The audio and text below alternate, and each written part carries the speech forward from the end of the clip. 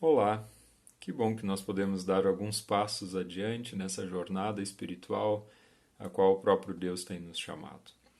Eu quero começar esse momento de reflexão contando uma história, uma experiência, quando certa vez fui visitar uma senhora de bastante idade na casa de um de seus filhos. Ela havia sofrido um acidente doméstico.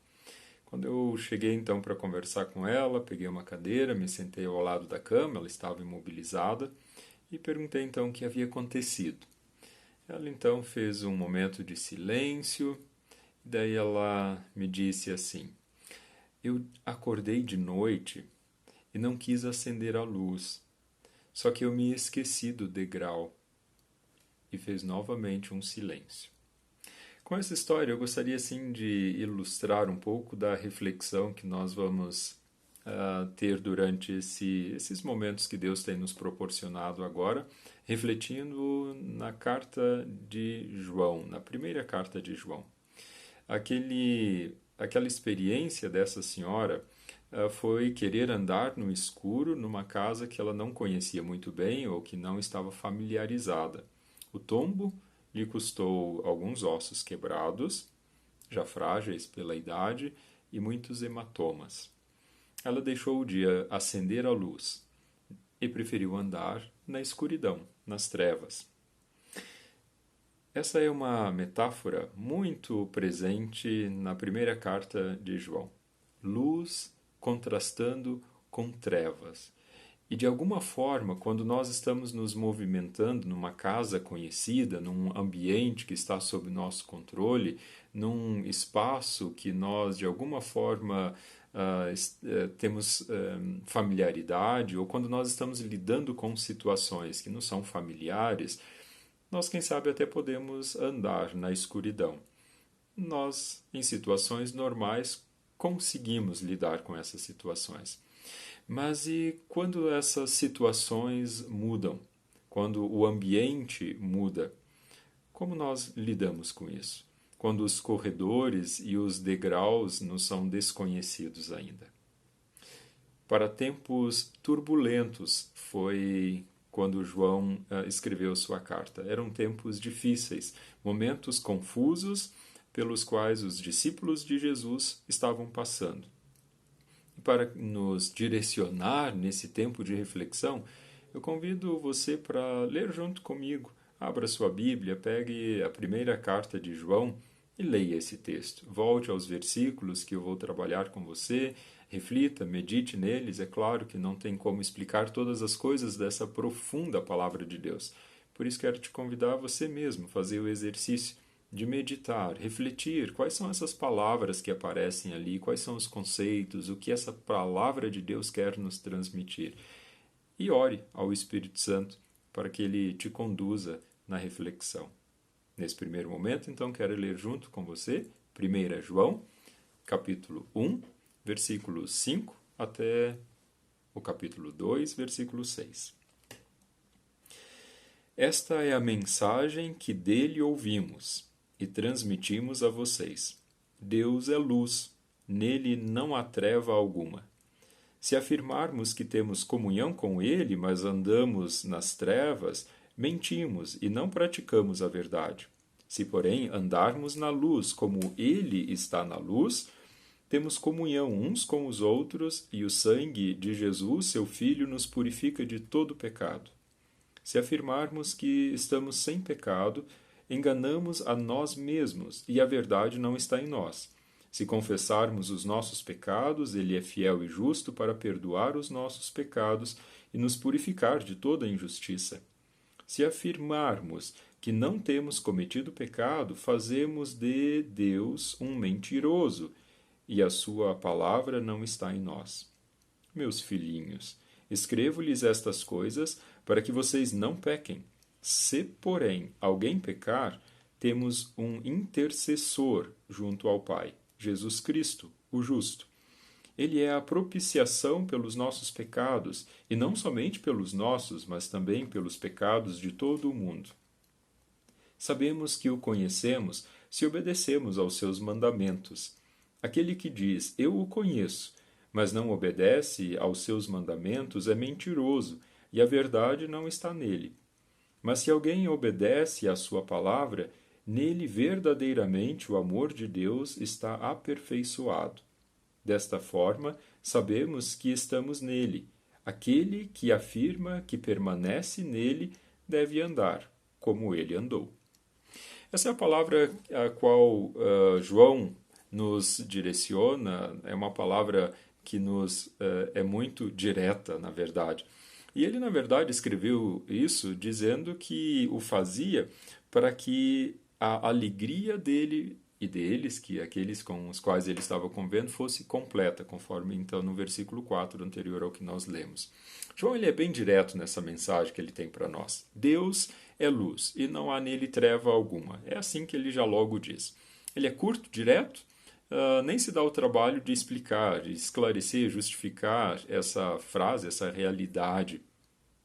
Mas será que com quais critérios ele avalia a realidade para dizer que Deus é luz? Como ele chega a essa conclusão? Como alguém pode ser tão categórico em uma frase assim, como ele logo coloca no início da sua reflexão? A palavra de Deus, quando nós olhamos para ela de uma forma geral, por vezes incomoda o leitor moderno. É que ela não foi escrita em um tempo do politicamente correto, nem num tempo da modernidade líquida, onde as coisas todas são mais esponjosas, confusas, ou se adequam conforme a realidade, conforme convém. Por isso, João ele é bem direto, ele tem uma mensagem e começa dizendo que a mensagem é esta: Deus é luz, nele não há treva alguma. E aí então surge para nós um grande desafio. Como perceber essa luz? João diz que se nós dissermos que mantemos comunhão com Ele e andarmos nas trevas, nós mentimos e não praticamos a verdade. Ou seja, ele coloca então como critério que nós vamos perceber que Deus é luz quando andarmos com Ele. Então perceberemos o que é a luz. Mas se nós andarmos nas trevas, nós não temos como perceber que Deus é luz. E de qualquer forma, então, não temos nem como aceitar essa premissa que ele coloca, essa frase anterior que ele coloca, que Deus é luz. Mas você talvez poderia, até quem sabe, imaginar em concordar comigo que essa afirmação de que Deus é luz e que nele não há trevas parece bem aceitável? Talvez você pode discordar das atitudes daqueles que dizem caminhar com esse Deus que é luz. Mas essa frase de que Deus é luz, eu acredito que você pode concordar comigo que ela é bem verdadeira. O próprio Deus é a fonte de toda a luz. Nós podemos então questionar, duvidar, nós podemos especular, nós podemos nos rebelar contra esse fato, contra essa palavra. Mas isso não muda em nada o que Deus mesmo é.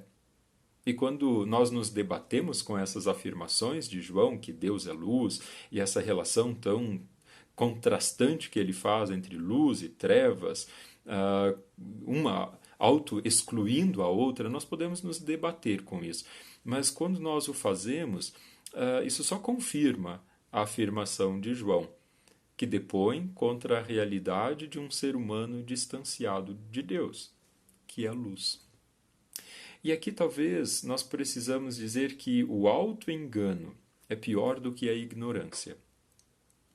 A palavra de Deus ela nos mostra de onde é possível surgir esse auto-engano, de não percebermos a realidade de Deus para nós.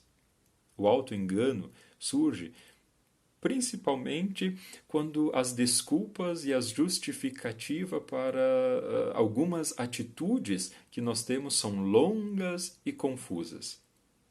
Quando isso acontece, justificativas longas e confusas para situações inexplicáveis revelam em grande medida a mentira. E revelam um pouquinho então das trevas. Se é assim que a mentira tem pernas curtas, a verdade tem poucas palavras. Por isso, João opta por uma abordagem tão direta nas suas cartas. E também no Evangelho, quando ele narra as belas histórias a respeito de Jesus. Isso não nos deveria afastar dele, mas sim nos deveria fazer admirá-lo quando nós lemos frases tão diretas como ele coloca aqui na sua primeira carta, que vai nos conduzir nessas próximas semanas, assim como nos conduziu já no domingo anterior. Por vezes nós achamos que é difícil diferenciar entre luz e trevas. Mas suponha comigo que alguém tenha vivido toda a sua vida nas trevas espirituais. Como essa pessoa conseguirá reconhecer a necessidade da luz se ela não conhece a luz? Se ela apenas conhece trevas espirituais? Foi por isso que Jesus veio como a luz do mundo. Ele ilumina a realidade, ele revela como nós, na verdade, seres humanos naturalmente nascidos, somos rebeldes contra Deus. Alguém pode até não aceitar o que Jesus está dizendo, que ele é a luz do mundo. Pode até não aceitar o que João está dizendo, que existe um contraste muito nítido entre luz e trevas. Mas quando nós lemos essas coisas no Evangelho de João e na carta de João, nós percebemos então que isso só confirma que João, no seu testemunho a respeito de Jesus, as suas experiências pessoais, isso só confirma que ele tem razão a respeito da rebeldia do coração do ser humano contra Deus. Aqueles que vivem nas trevas têm dificuldade de perceber que necessitam da luz. Isso é um alerta para nós. E deve nos chamar, então, a uma reflexão. O que faz com que eu tenha, então, alguma dificuldade com essa palavra que me confronta? Por quê? O que ela está revelando? Será que no momento em que ela está me confrontando, ela na verdade não está lançando luz sobre algumas áreas que estavam nas trevas? O que eu tento justificar, auto-justificar? O que eu tenho a tendência de querer fazer com que seja certo quando a luz começa a mostrar que é errado? João está escrevendo para pessoas que já tinham experimentado, de alguma forma, em algum momento, o que significa andar com Jesus. Isso faz uma diferença, então. Por isso ele pode ser tão direto com os seus ouvintes. Se você se sente incomodado com essa palavra de Deus que chega tão rápida e rasteira, lembre-se então que foi exatamente para isso que Jesus veio, para lançar luz sobre as trevas. A luz revela exatamente o que tendemos a querer esconder, seja lá pelo motivo que for. Jesus nos diz em João 8,12 algo que complementa essa reflexão que João está fazendo na sua primeira carta, nesses versículos que nós lemos. Em João 8,12, Jesus diz: Eu sou a luz do mundo. Quem me segue não andará nas trevas. Pelo contrário, terá a luz da vida. É profundamente revelador perceber que João estabelece um critério para revelar se nós andamos na luz ou se estamos nas trevas. 1 João 1, 7 nos mostra isso de forma bem clara. Quem anda na luz não anda sozinho na vida de fé. Se andamos na luz, como Ele está na luz, mantemos comunhão uns com os outros. É o que João nos apresenta. Essa constatação, essa palavra de novo tão direta, volta mais vezes na carta de João. No próximo domingo, na próxima reflexão, nós vamos voltar a ela, o que ela na verdade significa. Vamos aprofundar um pouco mais, mas para hoje é importante lembrar que é nessa comunhão que vivenciamos o perdão dos pecados. É interessante como João estabelece essa relação entre viver em comunhão e ser purificado dos pecados. Talvez isso aconteça pelo fato de que quando nós vivemos isolados, seguindo nossos próprios interesses e propósitos, a nossa tendência é seguir um caminho do auto-engano.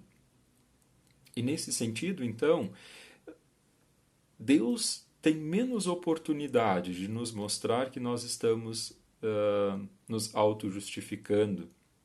não estamos dando oportunidade para que então a palavra de Deus nos contrarie, para que ela nos confronte e assim nos conduza para então a luz revelar o que há em nós. Vivendo assim, a pessoa corre o risco de se ocupar preferencialmente somente com aquilo que confirma o caminho que ela traçou por conta própria, como verdadeiro, mesmo que esteja nas trevas. Será que você consegue imaginar a possibilidade de concordar comigo nesse sentido, de que quanto mais isolado você viver sua fé e você viver por si só, quanto mais isolado, mais chances tem de se envolver em um auto-engano? Já na vida em comunhão, Deus nos alerta, nos consola, nos exorta, nos estimula, nos purifica, nos corrige. É isso que João está querendo apontar nessa relação entre a comunhão que nós vivemos com Deus e a comunhão que nós vivemos com as pessoas, nessa relação que ele faz do versículo 6 e do versículo 7, que são paralelos. Mantemos comunhão com ele, então, com Deus, então nós não andaremos nas trevas. Se nós mantemos comunhão uns com os outros, então o sangue de Jesus nos purifica. Essa é a relação que ele faz. Se dissermos, então, que caminhamos em comunhão com Deus, mas não experimentamos, não vivenciamos, mesmo no isolamento social ou no distanciamento físico, mesmo nesse momento, se nós não precisamos de contato com outros que nos mantenham essa fé acesa, essa chama, quem sabe nós estejamos caminhando no auto-engano e não necessariamente sob a luz daquele que é a luz da vida. 1 João 1,8 então nos mostra o caminho. Se nós percebemos que essa luz está iluminando algo, alguma área da nossa vida, algo que nos está incomodando, então João também nos mostra um caminho a seguir. 1 João 1,8 nos revela isso de forma clara. Se dissermos que não temos pecado nenhum, ou seja, a tendência do auto-engano, que leva então a percebermos aqui um grande alerta de uma falsa confiança. Exatamente por esse motivo, nós somos dependentes do que Jesus fez em favor da humanidade. A questão é que isso não é algo de generalidades do tipo todo mundo é pecador ou cada um comete os seus deslizes. O que João está querendo nos mostrar é que quando nós temos conhecimento daquilo que Jesus fez por nós, quando experimentamos esse caminhar com Ele, nós vamos também nos autoconhecendo. E esse autoconhecer-se a partir da luz que brilha sobre áreas da nossa vida faz com que o auto-engano, a autojustificação, o distanciamento daquilo que me confronta, o distanciamento da comunhão com outros irmãos vá diminuindo. É o reconhecimento, então, que faz com que eu tenha uma noção da realidade a respeito de mim mesmo mais profunda, porque eu a olho, então, a partir daquilo que Deus está revelando, a partir da sua palavra e revelando a mim na comunhão com outras pessoas. E é o reconhecimento diante de Deus a respeito de quem você é e de quem eu sou que faz com que nós tenhamos a possibilidade de perceber se nós andamos nas trevas ou na luz. E assim então perceberemos quem de fato nós somos. A palavra de Deus ela apresenta um contraste entre esse auto-engano apresentado em 1 João 1,8 e uma noção equilibrada de autoconhecimento. 1 João 1,8 revela essa possibilidade de dizermos que não temos pecado nenhum, ou de justificar aquilo que, na verdade, a palavra já nos está revelando como algo que contradiz a vontade de Deus. E o ponto, então, no versículo 10, que nos mostra, então, o equilíbrio do autoconhecimento. Essa relação nos ajuda, então, a nos aproximar de Deus. Mas aqui a gente precisa fazer um esclarecimento, um ponto. Quando alguém tem um complexo de perfeição ou um complexo de superioridade, essa pessoa nega a necessidade de Deus. Por outro lado, quando alguém tem um complexo de inferioridade, ela se acha indigna do amor, do cuidado e da compaixão de Deus. Então, de que forma é possível encontrar esse equilíbrio? É para isso que a carta de João, essa profunda palavra de Deus, está nos conduzindo nesses versículos que nós lemos. Para não cairmos nem no complexo de superioridade e perfeição, e nem nos deixarmos levar por um complexo de inferioridade, de indignidade diante de Deus. A luz, ela está relacionada exatamente com esse caminho que Deus está nos revelando. E é por isso também que em João 12:46 o próprio Jesus diz: Eu vim como luz para o mundo, a fim de que todo aquele que crê em mim não pereça nas trevas.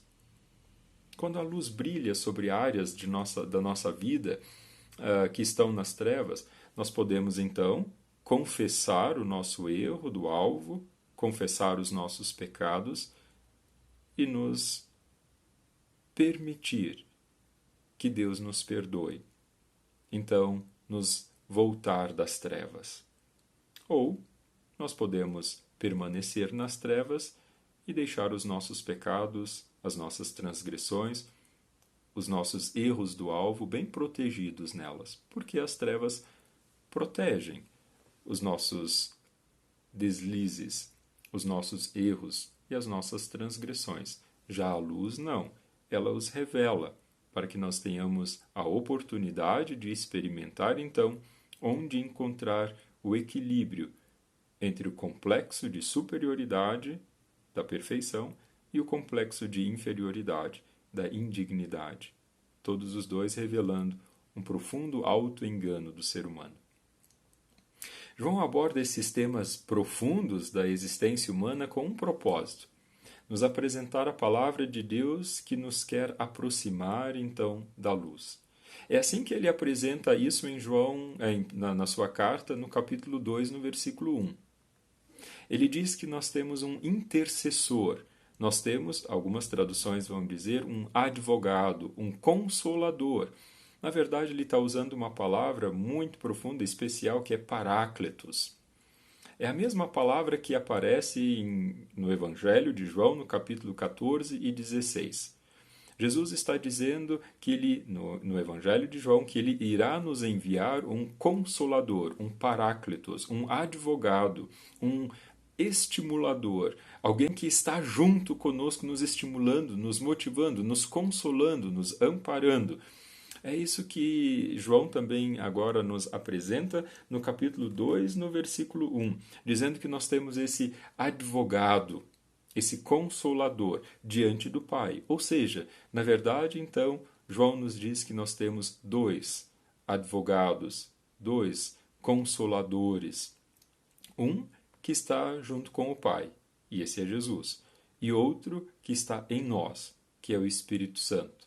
Aquele que está ao lado do Pai intercede por nós, ele é o intercessor, ele fala em nosso favor.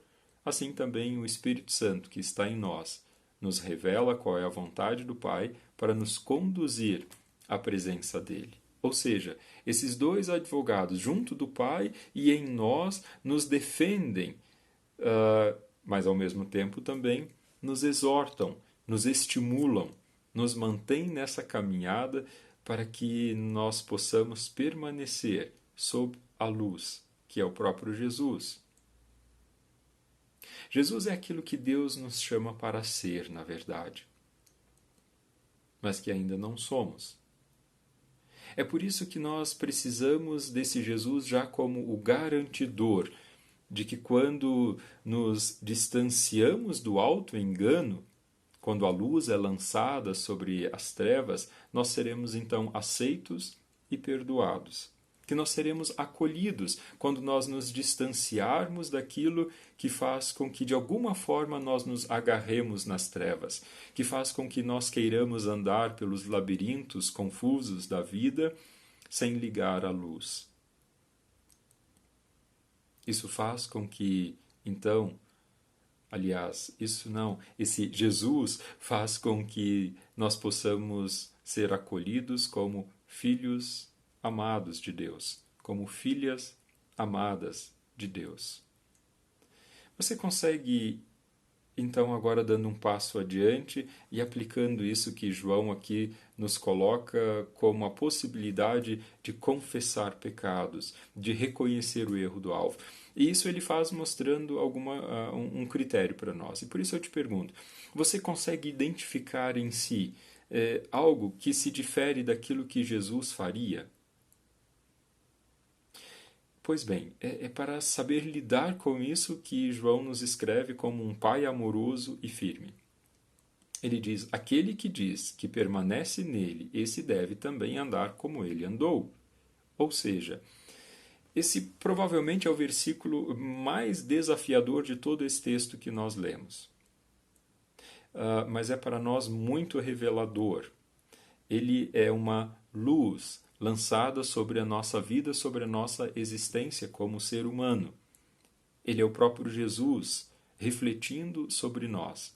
Porque ele me faz perceber que eu sou desafiado por essa palavra de Deus a não justificar as minhas falhas de caráter, mas reconhecê-las e percebê-las.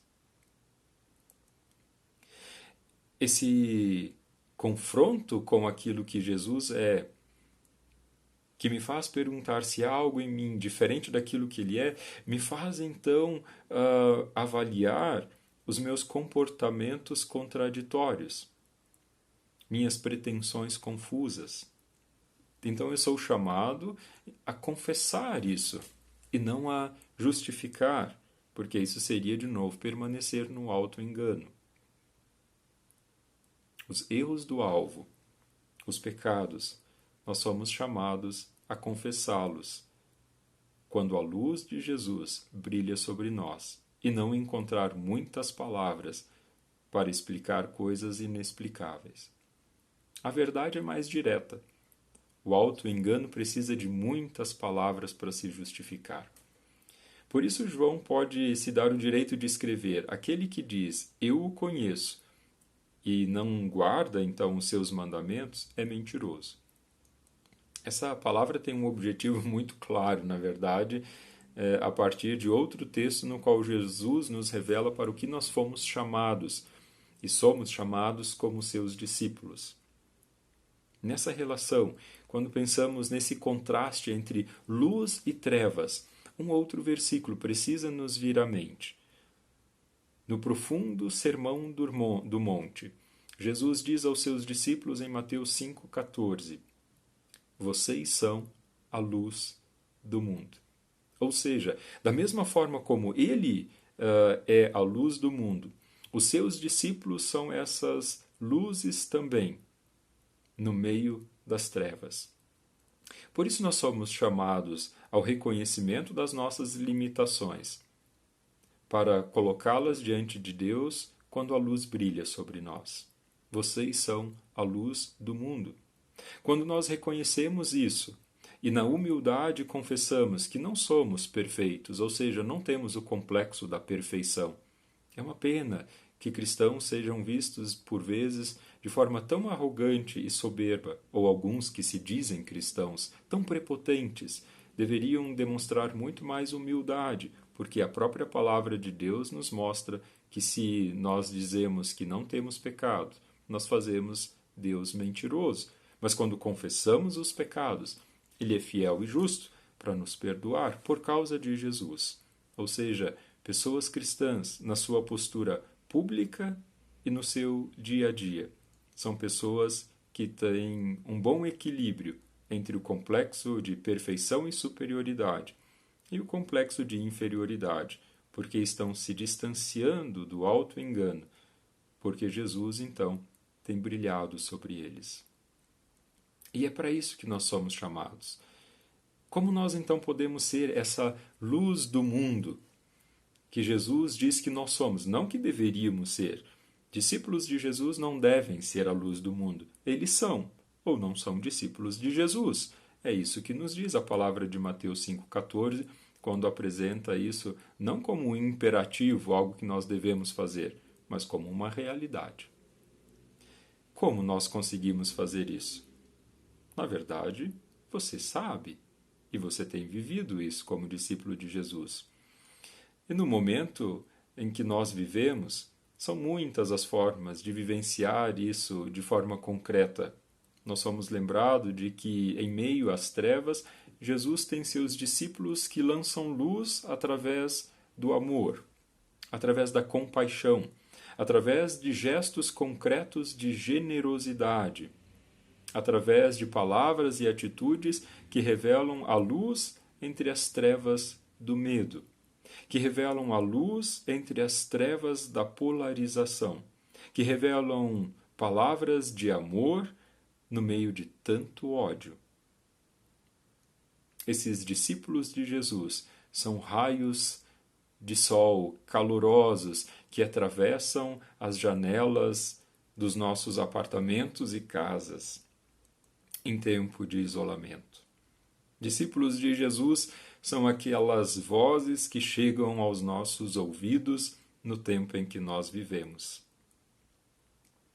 O Salmo 119 e 105, quero citar para ir encerrando, nos diz que nós temos algo que pode iluminar o nosso caminho no passo a passo que nós damos.